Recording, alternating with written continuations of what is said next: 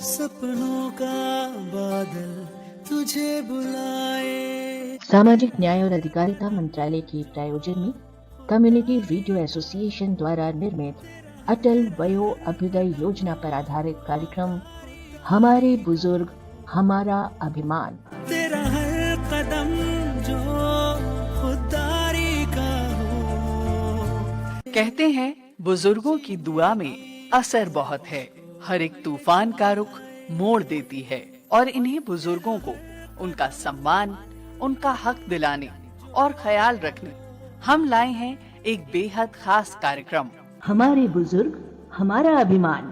तेरा हर कदम जो खुददारी का हो। प्रस्तुत है आज की कड़ी अरबा रेडियो पर। सर उठा के जी कागजी काम होगा कम, झूम उठेगा बुजुर्गों का मन।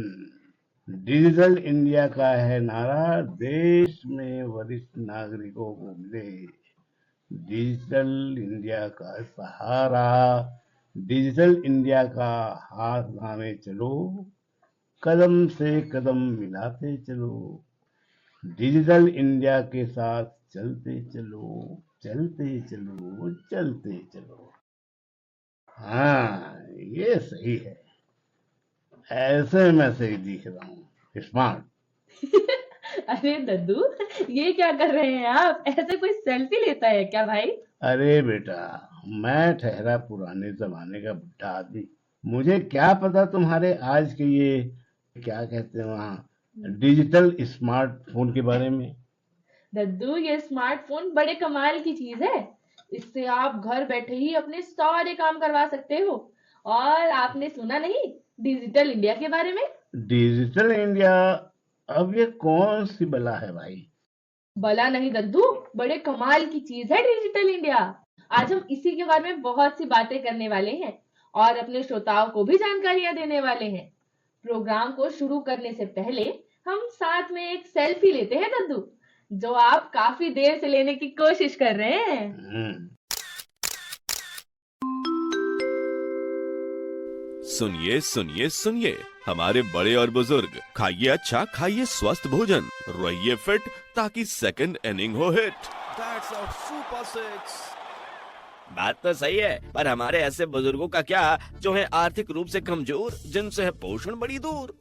अरे भाई, भारत सरकार लेकर आई है अटल अभ्युदय योजना का बुजुर्ग पोषण अभियान। अब ना रहेगा कोई भी मजबूर, सबको मिलेगा पोषण भरपूर। कैसे कैसे? वो ऐसे, पोषण अभियान का उद्देश्य बुजुर्गों में पोषण की कमी को दूर करना है, विशेष रूप से ग्रामीण क्षेत्रों में जहां बुजुर्गों का पोषण स्तर निम्न पाया गया। अध्ययन से पता चला कि कम पोषण के कारण बुजुर्गों की रोग प्रतिरोधक क्षमता कम होती है। ऐसे में अभियान का उद्देश्य निर्बल बुजुर्गों को प्रतिदिन एक पौष्टिक भोजन प्रदान करना है, जिससे उनकी जीवन में गुणवत्ता की वृद्धि हो सके। हाँ, और बुजुर्गों के लिए लोकली उपलब्ध फल, सब्जी, हरे पत्तेदार सब्जियाँ, दालें आदि उपलब्ध कराया जाएगा। साथ ही रोज का भोजन भत्ता 20 रुपए निर्धारित है। इसमें समुदाय आधारित संगठनों जैसे कि गांव के बुजुर्गों के स्वयं सहायता समूह, NRLM के तहत संगठित स्वयं सहायता समूहों, आंगनबाड़ी केंद्रों और गांव में कार्यरत गैर सरकारी संगठनों के सहयोग भी लिए जाएंगे। तो हो गया ना सबके फिट और बुढ़ापे के हेड बनाने का इंतजाम। तो बढ़ेगा हमारे बड़ों का स्वास्थ्य और उनका सम्मान, क्योंकि हमारे बुजुर्ग हमारा अभिमान। सामुदायिक रेडियो स्टेशन संगठन के सहयोग से सामाजिक न्याय और अधिकारिता मंत्रालय द्वारा जनहित में जारी। स्वागत है आप सभी श्रोताओं का खास कार्यक्रम हमारे बुजुर्ग हमारा अभिमान। आज के इस अंक में और इन चंद पंक्तियों को सुनकर आप समझ गए होंगे कि आज हम डिजिटल इंडिया के बारे में बात करने वाले हैं। बिल्कुल सही दद्दू। आज हम डिजिटल इंडिया किस तरह से हमारे बुजुर्गों के जीवन में अपना अहम योगदान दे रहा है, इसी विषय पर विस्तार पूर्वक जानकारियां देंगे। पर कार्यक्रम का आगाज करने से पहले मैं आपको बता दूं, हमारे बुजुर्ग हमारा अभिमान एक खास कार्यक्रम है, जिसका उद्देश्य हमारे वरिष्ठ नागरिकों के जीवन में सुधार लाना और उन्हें समाज की मुख्य धारा में शामिल करना है।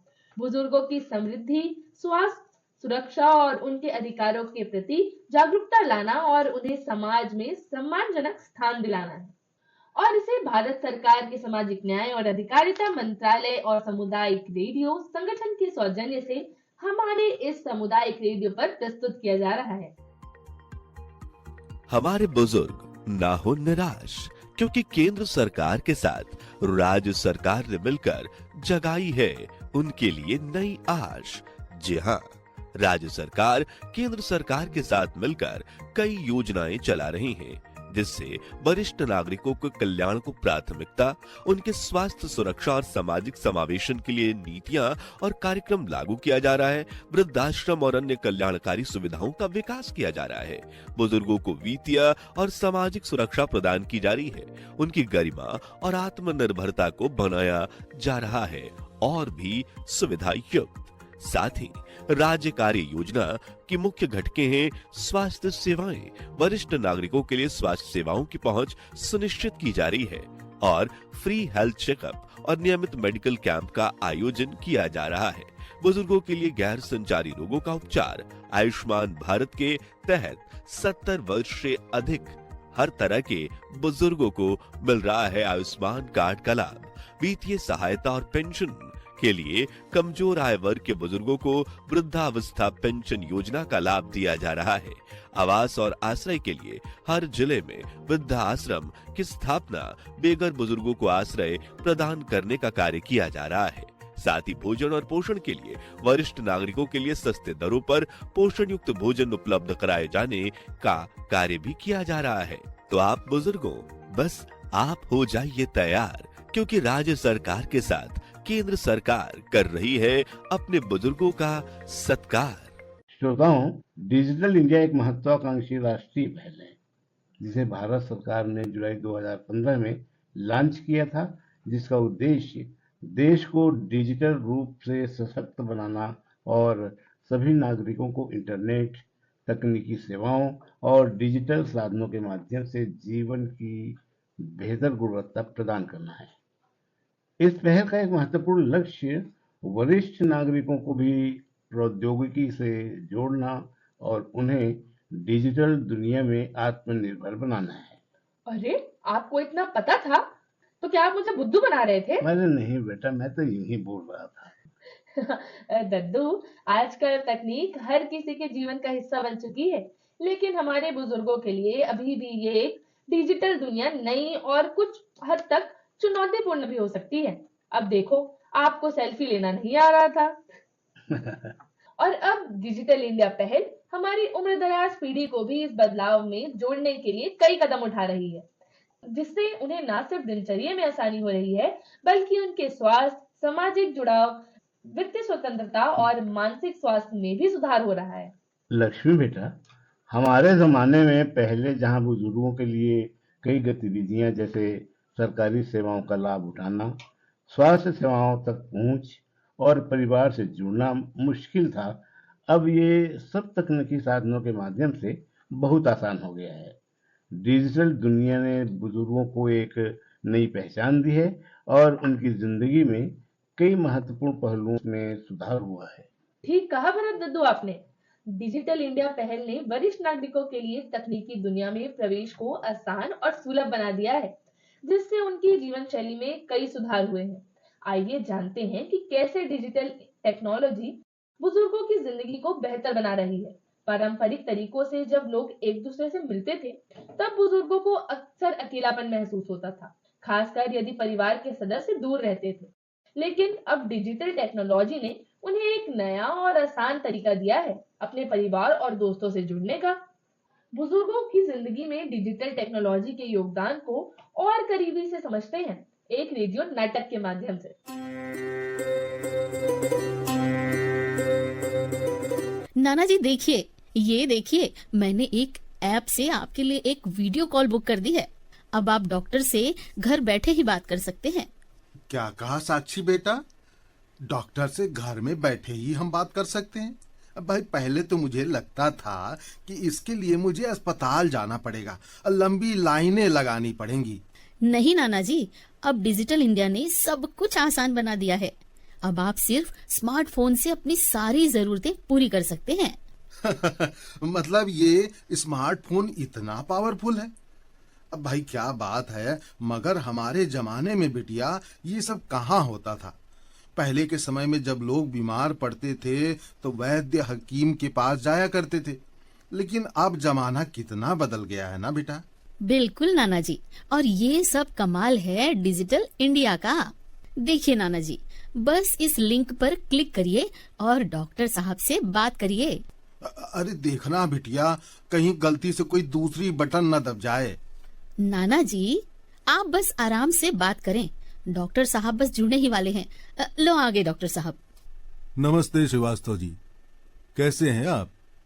क्या परेशानी है आपको? भाई वाह, कमाल हो गया। आप तो सच में मुझे यहाँ से देख पा रहे हैं। क्या जादू है ये? ये जादू नहीं, डिजिटल टेक्नोलॉजी है। अब आप बिना घर से बाहर निकले मेरी सलाह ले सकते हैं। अरे वाह साक्षी, बिटिया ये तो सच में कमाल हो गया। नाना जी, अब आप सोशल मीडिया पर भी जुड़ सकते हैं। क्या आप फेसबुक, इंस्टाग्राम या फिर व्हाट्सएप पे अपना अकाउंट बनाना चाहते हैं? क्या कहा बिटिया? फेसबुक, व्हाट्सएप और इंस्टाग्राम, ये सब भला क्या है? नाना जी, आप इन सब के माध्यम से अपने पुराने दोस्तों से संपर्क कर सकते हैं, तस्वीरें देख सकते हैं और नए पोस्ट भी कर सकते हैं। आप मुझे व्हाट्सएप पर मैसेज भी कर सकते हैं और वीडियो कॉल भी कर सकते हैं नाना जी। तो बिटिया, क्या इससे बैंक के काम भी हो सकते हैं? हाँ बिल्कुल नाना जी, अब आपको बैंक जाने की जरूरत नहीं है। आप स्मार्टफोन से ही पैसे भेज सकते हैं और आप यूपीआई या फिर नेट बैंकिंग के माध्यम से आसानी से अपने सारे बिल्स चुका सकते हैं। और देखिए, मैंने आपके लिए किराने का बिल भी पे किया है। सच में बिटिया? तब तो ये बहुत सरल है। अब तो मुझे हर बार बैंक जाने की कोई जरूरत नहीं। देखा नाना जी, डिजिटल इंडिया पहल ने कितनी सुविधाएं दी हैं। अब आप अपने स्वास्थ्य से लेकर मनोरंजन, वित्तीय लेन देन और दोस्तों से जुड़ने तक हर चीज को आसानी से कर सकते हैं। तब तो बिल्कुल सही बात है बिटिया। डिजिटल इंडिया ने तो मेरे जैसे बूढ़ों की जिंदगी को आसान कर दिया है। अब मैं भी इस डिजिटल दुनिया का हिस्सा बनने के लिए आतुर हूँ। ये तो बस एक शुरुआत है नाना जी। अब हम हमेशा जुड़े रहेंगे और आप डिजिटल दुनिया में नए नए अनुभवों का आनंद लेंगे। देख लो दद्दू, साक्षी के नाना जी तो डिजिटल मीडिया से जुड़ने को तैयार हैं। और आप कब इसका हिस्सा बन रहे हो? बस बेटा, अब जैसे प्रोग्राम खत्म होगा फटाफट तुझसे एक इंस्टाग्राम अकाउंट बनवाऊंगा। मैंने सुना है वहां पर भी बहुत सी जानकारियां वाली वीडियोस आती हैं। बिल्कुल सही सुना है दद्दू आपने। और हमारे रेडियो पर भी तो बहुत सारी जानकारियों के ऑडियो आते हैं, जैसे ये है महाकुंभ की जानकारी। महाकुंभ मेला आस्था और परंपरा का सबसे बड़ा पर्व।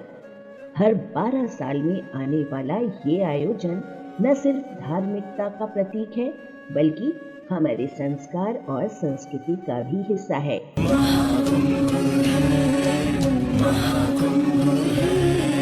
लेकिन भीड़ भाड़ और लंबी यात्रा बुजुर्गों के लिए चुनौती बन सकती है।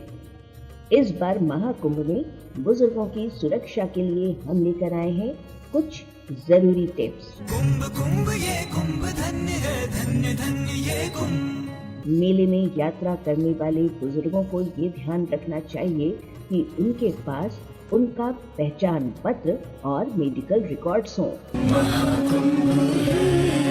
ठंड और धूप से बचें, छाता इस्तेमाल करें, स्वेटर इस्तेमाल करें और बार बार पानी पीने का ध्यान रखें।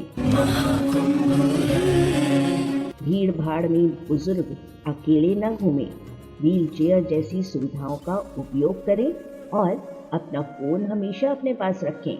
साथ ही सामाजिक न्याय और अधिकारिता मंत्रालय द्वारा लगाए गए स्टॉल पर जाएं और अपनी जरूरत के अनुसार सुविधाओं का लाभ उठाएं, जो आपकी यात्रा को बनाएंगी और भी आरामदायक। तो जुड़े रहिए अपने कम्युनिटी रेडियो के साथ और कम्युनिटी रेडियो एसोसिएशन द्वारा बनाए गए कार्यक्रम हमारे बुजुर्ग हमारा अभिमान भी सुनते रहिए, जहां हम महाकुंभ मेले को बुजुर्गों के लिए सुरक्षित और यादगार बनाने की पहल करेंगे। लक्ष्मी, एक बात तो है, डिजिटल इंडिया के आने से बुजुर्गों के लिए वीडियो कॉलिंग और सोशल मीडिया प्लेटफॉर्म जैसे फेसबुक, व्हाट्सएप, इंस्टाग्राम इत्यादि के माध्यम से अपने प्रियजनों से संपर्क बनाए रखना अब बेहद आसान हो गया है। वे अपने बच्चों, पोते पोतियों और दोस्तों से वीडियो कॉल पर बात कर सकते हैं और उनकी तस्वीरें, वीडियो और संदेशों के जरिए सामाजिक गतिविधियों में भाग ले सकते हैं। बिल्कुल सही दद्दू। और यही नहीं बल्कि बुजुर्ग तो ऑनलाइन फॉर्म्स और फेसबुक ग्रुप्स के माध्यम से अपनी रुचियों के बारे में बातें करते हैं, नए दोस्त बनाते हैं और सामाजिक रूप से सक्रिय रहते हैं। इससे उनका अकेलापन कम होता है और वे मानसिक रूप से भी स्वस्थ रहते हैं। इसके अलावा और तरह की भी सुविधाएं होती होंगी ना लक्ष्मी? बिल्कुल। स्वास्थ्य सेवाओं की डिजिटलाइजेशन ने बुजुर्गों के लिए कई फायदे पैदा किए हैं, खासकर जब वे शारीरिक रूप से अस्पताल जाने के लिए सक्षम नहीं होते। टेलीमेडिसिन और ऑनलाइन मेडिकल कंसल्टेशन अब उनकी जिंदगी का हिस्सा बन गए हैं। टेलीमेडिसिन और ऑनलाइन डॉक्टर कंसल्टेशन की मदद से बुजुर्ग अब घर बैठे डॉक्टर से कंसल्ट कर सकते हैं। इससे उन्हें अस्पताल जाने के लिए समय और मेहनत की बचत होती है। वे अपने मेडिकल रिपोर्ट्स ऑनलाइन अपलोड कर सकते हैं और डॉक्टर से सलाह ले सकते हैं। साथ ही स्वास्थ्य एप्स और फिटनेस ट्रैकिंग डिजिटल एप्स भी हैं, जैसे कि आयुर्वेदिक स्वास्थ्य ऐप या फिर फिटनेस ट्रैकर्स बुजुर्गों को अपनी सेहत पर नजर रखने का अवसर देते हैं। ये एप्स उनकी दवाओं के रिमाइंडर से लेकर रक्तचाप और शुगर लेवल ट्रैक करने में मदद करते हैं दद्दू। अच्छा, और पता है दद्दू, बिना बैंक जाए डिजिटल बैंकिंग से बुजुर्ग अब यूपीआई, नेट बैंकिंग और मोबाइल बैंकिंग एप्स के जरिए अपने खाते की जानकारी ले सकते हैं, पैसे ट्रांसफर कर सकते हैं, बिल्स का भुगतान कर सकते हैं। साथ ही ऑनलाइन पेंशन सिस्टम ने बुजुर्गों के लिए अपनी पेंशन प्राप्त करने को और भी सरल बना दिया है। वाह! लेकिन डिजिटल इंडिया के जरिए बुजुर्गों की सुरक्षा के तो कोई तरीके नहीं होंगे? है ना दद्दू? डिजिटल सुरक्षा और आपातकालीन सहायता भी बुजुर्गों के लिए महत्वपूर्ण पहलू है। सुरक्षा एप्स और इमरजेंसी अलर्ट सिस्टम की मदद से बुजुर्गों को आपातकालीन स्थिति में तुरंत मदद मिल सकती है। इसके अलावा बुजुर्गों को ऑनलाइन धोखाधड़ी और साइबर सुरक्षा के बारे में जागरूक करने के लिए कई अभियान चलाए जा रहे हैं, जिससे वे ऑनलाइन दुनिया में सुरक्षित रह सके, घर बैठे अपनी जरूरत का सामान मंगा सके। और ये सब संभव हो रहा है डिजिटल इंडिया के मिशन से। हालांकि बहुत सुविधाएं मिल रही हैं इस अभियान से, लेकिन आजकल के इस डिजिटल युग में बुजुर्गों के सामने कई तरह की चुनौतियां भी हैं। जैसे बुजुर्ग के पास डिजिटल साक्षरता की कमी, जिसके कारण वह स्मार्टफोन, कंप्यूटर और इंटरनेट, साथ ही ये ढेर तरह के एप्लीकेशंस का इस्तेमाल सही तरीके से नहीं कर पाते। ऐसे में डिजिटल दुनिया में धोखाधड़ी किसी के भी साथ हो सकती है और हो रही है, और बुजुर्गों के साथ धोखाधड़ी होने का सबसे ज्यादा खतरा रहता है। और फिर दूसरी बात, सभी बुजुर्गों के पास स्मार्टफोन, टैबलेट या इंटरनेट की उचित सुविधा नहीं होती। खासकर जो हमारे भारत देश के ग्रामीण और पिछड़े क्षेत्र के इलाके के हैं, वहां पर ये समस्या सबसे अधिक देखने को मिलती है। और दद्दू, इसी बात को ध्यान में रखकर सरकार ने बुजुर्गों के लिए डिजिटल साक्षरता कार्यक्रमों की शुरुआत की है, जिससे वो इंटरनेट और स्मार्टफोन की बुनियादी कार्य को अच्छी तरीके से समझ रहे हैं। और इसके अलावा बुजुर्गों को ऑनलाइन धोखाधड़ी से बचाने के लिए उन्हें साइबर सुरक्षा के बारे में भी जागरूक किया जा रहा है। और सरकार की ओर से बुजुर्गों के लिए एक हेल्पलाइन नंबर भी जारी किया गया है, जो हम आपको बता देते हैं। नंबर है 14567।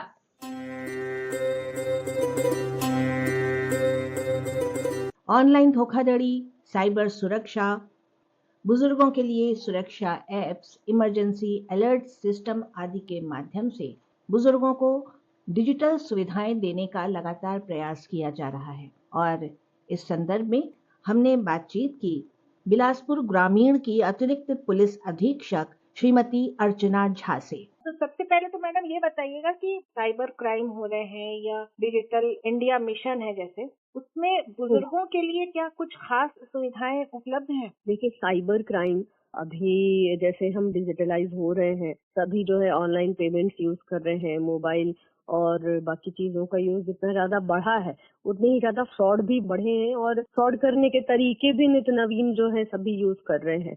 तो उसमें हमारे वृद्धजन भी शामिल हैं और यंगस्टर भी शामिल हैं। लेकिन वृद्धजन को ज्यादा अलर्ट रहने की इसलिए जरूरत है कि अधिकांश लोगों के साथ ऐसे फ्रॉड हो रहे। जनरली पेंशन के आफ्टर रिटायरमेंट पैसे मिलते हैं, उनको धनराशि उनके अकाउंट में होती है जो एक मुश्त राशि होती है। तो ऐसे लोगों को एक बार में उनकी पूरे जीवन की गाढ़ी कमाई जो है वो चली जाती। इसलिए ऐसे लोगों को बहुत अलर्ट होने की भी जरूरत है। तो अब हम इससे बचने का एकमात्र तरीका है कि हम थोड़ा सतर्क रहें। सतर्क कैसे रह सकते हैं कि जैसे फ्रॉड के तरीकों को जाने कि क्या क्या तरीकों से फ्रॉड हो रहा है, कि कैसे फ्रॉड कॉल्स आ रहे हैं, तो उनसे हम कैसे बच सकते हैं उसके बाद। और अगर कुछ ऐसा हो जाता है तो फिर हम तुरंत साइबर हेल्पलाइन नंबर जो सभी के लिए है 1930 उसमें तत्काल रिपोर्ट करें। जैसे कि एक एक्सीडेंट के केस में गोल्डन आवर होता है कि भाई तुरंत उसको हॉस्पिटलाइज किया जाए तो शायद उसकी जान बच जाए। बिल्कुल वैसे ही साइबर फ्रॉड के केसेस में अगर हम तुरंत शुरू के 2-3 घंटे के अंदर रिपोर्ट करते हैं तो संभवतः वो धनराशि जो है किसी गेटवे में या किसी अकाउंट में होती है, वो जब तक रिलीज नहीं हुई होती हम उसको वहीं रोक सकते हैं और उन पैसों को बचा सकते हैं। अब ये है कि फ्रॉड के क्या क्या तरीके अभी आजकल अपना रहे हैं जिससे हमको बच के रहना चाहिए। साइबर कॉल फ्रॉड करने वाले जो है वो 3 टाइप के तरीके अपनाते हैं। एक तो आपको डरा धमका करके आपको इतना मॉरली आपको जो है बेबस किया जाता है कि आप सोचने समझना छोड़ करके बस उनकी बातों में आ जाते हैं, जैसे वो बोल रहे हैं वैसे करने लगते हैं। दूसरा एक तरीका होता है लालच दे करके कि पैसे डबल हो रहे हैं या कोई और तरीके से। तीसरा है धोखे से आपके डिटेल्स लेकर के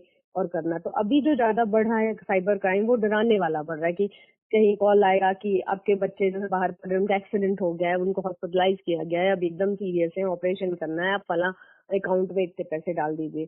या कॉल आता है कि भाई आपका बच्चा जो है वो एक केस में पकड़ाया हुआ है, उसको या तो सीबीआई या ईडी या किसी भी पुलिस ऑफिसर या क्राइम ब्रांच किसी का नाम या किसी एजेंसी का नाम लेकर के उनको कहा जाता है आपका बच्चा वहाँ पे है, उसको पकड़ा गया है और आपको तुरंत इसमें एक्शन लेना पड़ेगा, नहीं तो ये जेल जा रहा है। और फिर उनसे पैसे ऐंठे जाते हैं। या फिर एक नया तरीका लोग बोल रहे हैं कि आपने पॉर्न साइट देखी है, वीडियो देखा है आपके मोबाइल में और आपको जो है डिजिटली अरेस्ट किया जा रहा है और आप अरेस्टेड हैं, इस बीच आप किसी से बात नहीं कर सकते हैं, आपका अकाउंट फ्रीज किया गया है, आप कोई अकाउंट में गतिविधियां नहीं कर सकते। तो इसके लिए मैं बताना चाहूंगी कि डिजिटल अरेस्ट जो एक नया वर्ड यूज हो रहा है, डिजिटल अरेस्ट ऑफिशियली कोई ऐसा प्रोसेस नहीं है, कोई भी डिजिटली अरेस्ट नहीं हो सकता, ना ही किसी को किया जाता है। डिजिटल अरेस्ट निकाला जा रहा है फ्रॉड करने वालों के द्वारा एक शब्द की भाई उसके द्वारा जो है जो पीड़ित को मेंटली टॉर्चर किया जाता है और इतना उसको डराया जाता है कि वो किसी और से कोई चीजें शेयर ना कर पाए और वो अच्छे से फ्रॉड कर सके, उनको डरा करके उनसे पैसे ले सकें। तो ऐसा कोई वर्ड ही नहीं है, इसलिए इसे बिल्कुल भरोसा करने की जरूरत नहीं है। वो किस भी तरीके से डरा सकते हैं। और भी बहुत से तरीके हैं जिनका यूज करके वो उनको थ्रेट कॉल्स आते हैं और वीडियो कॉल्स के माध्यम से आते हैं। वीडियो कॉल में बकायदा वो पुलिस ऑफिसर के डेस्क में बैठे होते हैं, ऑडियो कॉल आएगा या व्हाट्सएप में आएगा, जनरली इस टाइप के कॉल्स आते हैं जिसमें सोशल मीडिया का यूज होता है और उसमें बकायदा उनका नाम जो है आप ट्रू कॉलर में सर्च करेंगे तो किसी पुलिस ऑफिसर का पदे नाम आता है। और सोशल मीडिया में इतने यूनिफॉर्म वाले ड्रेस के पुलिस ऑफिसर्स के फोटो हैं जिनको वो लगा लेते हैं, तो पूरी तरह से आश्वस्त किया जा सके कि ये किसी न किसी स्टेट का पुलिस ऑफिसर है। तो ये एक उनके द्वारा ऐसे तरीके अपनाए जाते हैं ताकि वो लोगों को विश्वास दिलाएं कि नहीं वो किसी ऐसी एजेंसी से ही बोल रहे हैं और वो सच में विक्टिम जो है पूरी तरीके से फंस गया है और उसको बचने के लिए उनके बताए अनुसार ही करना पड़ेगा। तो ये एक नया तरीका है जिससे बचने की हमको जरूरत है। और भी मैं फ्रॉड के जो तरीके बताए थे कि एक तो मैंने ये बताया कि डरा करके जो आज बढ़ रहा है, दूसरा एक जो है हमेशा से एक लोभ लालच दिया जाता है कि भाई आपका शेयर मार्केट में लगा रहे हैं पैसे डबल हो जाएंगे, लॉटरी आपकी निकली आपको इतना पैसा मिलने वाला, नहीं तो आप इतने पैसे जमा करिए तो वो बढ़ के मिलेंगे। या जैसे भी तरीकों से उनको एक थोड़ा सा ज्यादा रिटर्न मिलने का जो एक लालच दिया जाता है, तो हमेशा ध्यान रखना है कभी भी फ्री की चीजों में और लालच में हमको नहीं आना है। निश्चित रूप से ये हानिकारक ही होगा। बैंक का कितना रिटर्न है हमको पता है, अगर हम किसी फंड में भी लगाते हैं तो मैक्सिमम 15% के आसपास ही रिटर्न होता है। अगर वो कहीं डबल कर रहे हैं या कुछ जल्दी हमको कोई बेनिफिट दे रहे हैं, मतलब निश्चित रूप से ये फ्रॉड करने वाले हैं और कभी भी ऐसे लोगों की लालच में हमको नहीं आना चाहिए। तीसरा जो मैं बता रही थी कि धोखे से डिटेल्स ले लेना किसी की, तो वही है कि किसी के में कोई बैंक ऑफिसर बन के या LIC ऑफिसर बन के या किसी फॉर्म को भरने के नाम पे कोई ऐसा अनजान लिंक दे दिया जाता है जिसमें हम धोखे से क्लिक कर लेते हैं और हमारी डिटेल शेयर हो जाती है। या फिर कोई हमसे OTP मांग लेता है, हम 1 टाइम पासवर्ड शेयर कर देते हैं या अपना जो है बैंक अकाउंट डिटेल, जो है एटीएम डेबिट कार्ड का डिटेल वगैरह हम शेयर कर देते हैं। तो ये सब चीजें जो है, कोई छद्मवेश धारण करके आपसे कुछ ना कुछ डिटेल मांगेगा और आप शेयर करते हैं, तो हमेशा ध्यान रखना है कि इन सब चीजों को कभी भी किसी से भी शेयर नहीं करना है, कोई अनजाने लिंक को क्लिक नहीं करना है। कोई भी अनजान व्यक्ति आपसे कोई डिटेल मांगता है, चाहे कोई भी अधिकारी बन करके मांगे, कभी भी शेयर नहीं करना है। जो भी हमको बैंक रिलेटेड काम है वो बैंक जाके करना है। आधार कार्ड से बैंक लिंक करना है, या अन्य जो भी महतारी वंदन का फॉर्म भराने के नाम पे हो, या किसी भी तरीके से जो नया ट्रेंड चल रहा हो, नई योजना चल रही हो,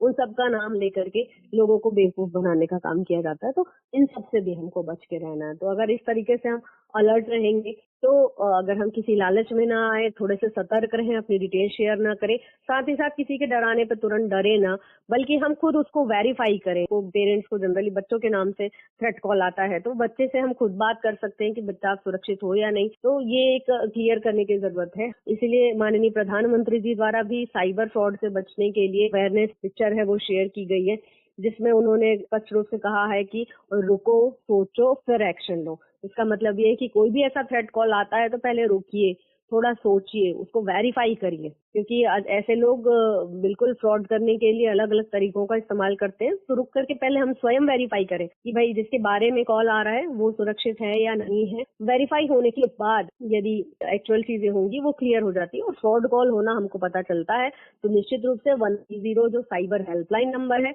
उसमें तुरंत उस कॉल को हम रजिस्टर करवाएं कि इस नंबर से फ्रॉड कॉल आ रहा है। 130 नेशनल साइबर हेल्पलाइन नंबर है। इसमें हम कोई कंप्लेन रजिस्टर कराते हैं तो निश्चित रूप से उसमें कार्यवाही भी होती है। और जैसे इन नंबरों से फ्रॉड तो नहीं हो पाया आपकी सतर्कता के लिए, लेकिन ये नंबर का फ्रॉड करने के लिए यूज किया गया। आपने यदि वहां पे कंप्लेंट रजिस्टर कराई है तो निश्चित रूप से उस नंबर को ब्लॉक किया जाएगा, ताकि एटलीस्ट उस नंबर से आगे किसी को साइबर फ्रॉड के साथ में नहीं किया जा सकेगा, थ्रेट कॉल नहीं किया जा सकेगा। ऐसे ही पूरे नेशनल पोर्टल में सबके कॉल्स आते हैं, रजिस्टर होते हैं और ऐसे लोगों को आइडेंटिफाई किया जा रहा है और उन पर कार्रवाई की जाती है। तो पुलिस जो है इसमें अलग अलग स्टेट्स में काम कर रही है। तो हमारे यहाँ भी हम लोग ऐसे कॉल्स में काम कर रहे हैं।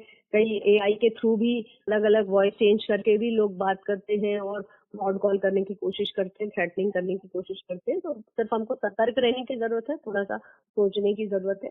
हमको बिल्कुल भी पैनिक नहीं होना है, बिल्कुल भी, और सोच समझ के वेरीफाई करके फिर एक्शन लेना। बिलासपुर ग्रामीण की अतिरिक्त पुलिस अधीक्षक श्रीमती अर्चना झा से अभी आपने ऑनलाइन धोखाधड़ी और साइबर सुरक्षा से संबंधित ये जानकारी सुनी।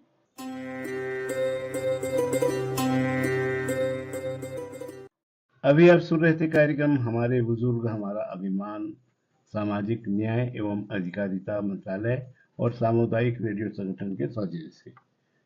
इस कार्यक्रम का मुख्य उद्देश्य बुजुर्गों को डिजिटल प्लेटफॉर्म्स के माध्यम से जीवन में आने वाली चुनौतियों का सामना करने में मदद करना है। साथ ही यह उनके अधिकारों और सुरक्षा के प्रति जागरूकता फैलाने का भी काम करता है। कार्यक्रम के माध्यम से हम बुजुर्गों को ये समझा सकते हैं कि डिजिटल उपकरण और सेवाएं उनके जीवन को कितना आसान और समृद्ध बना सकती हैं। इस पहल से समाज में बुजुर्गों के प्रति सम्मान और आदर को बढ़ावा मिल सकता है। उन्हें एक सम्मानजनक स्थान और समाज में मुख्य धारा में शामिल करने के लिए डिजिटल समावेशन एक अहम कदम साबित हो सकता है। हमारे वरिष्ठ नागरिकों को तकनीकी बदलाव से न केवल लाभ हो, बल्कि उन्हें समुचित मार्गदर्शन और सहायता भी मिले। डिजिटल इंडिया का ये उद्देश्य उन्हें समाज के सक्रिय और सशक्त सदस्य बनाने में मदद करेगा, ताकि वे भी समाज में योगदान दे सकें और खुद को सम्मानित महसूस कर सकें। और अधिक जानकारी के लिए आप टोल फ्री नंबर 14567 पर कॉल कर सकते हैं। सेंट्रल हेल्पलाइन नंबर के साथ साथ छत्तीसगढ़ राज्य का टोल फ्री नंबर है 155326। इस नंबर पर भी आप कॉल कर सकते हैं और समाज कल्याण विभाग से जुड़ी किसी भी प्रकार की जानकारी या फिर अपनी शिकायतें इस नंबर पर आप दर्ज करवा सकते हैं। साथ में एक हेल्पलाइन नंबर है जो कि है 1800-233-8989। हमारा आज का ये कार्यक्रम यहीं समाप्त होता है, इस वादे के साथ कि अगली बार फिर मिलेंगे आपसे लेकर बहुत सारी जानकारियां। तब तक के लिए दीजिए हमें इजाजत। नमस्कार।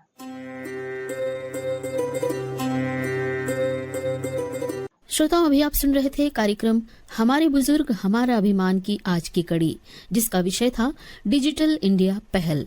इस कार्यक्रम में भरत दद्दू की भूमिका में थे हरिश्चंद्र वादिकार, लक्ष्मी की भूमिका में थी अलंकृता मिश्रा, रेडियो नाटक नया जमाना नई दुनिया में साक्षी का पात्र निभाया जया शुक्ला ने और नाना जी को आवाज दी रमाशंकर शुक्ला ने। आलेख था Solan Himachal Pradesh 90.4 community radio station से अनिल राजपूत का। CRA content and script committee members संज्ञा टंडन और गुरजीत कौर चावला। सपनों का बादल तुझे बुलाए। सामाजिक न्याय और अधिकारिता मंत्रालय के प्रायोजन में कम्युनिटी रेडियो एसोसिएशन द्वारा निर्मित अटल वयो अभ्युदय योजना पर आधारित कार्यक्रम हमारे बुजुर्ग हमारा अभिमान। तेरा हर कदम जो खुददारी का हो। आप सुन रहे हैं अरपा कम्युनिटी रेडियो 90.8 मेगाहर्ट्ज पर। सर उठा के जी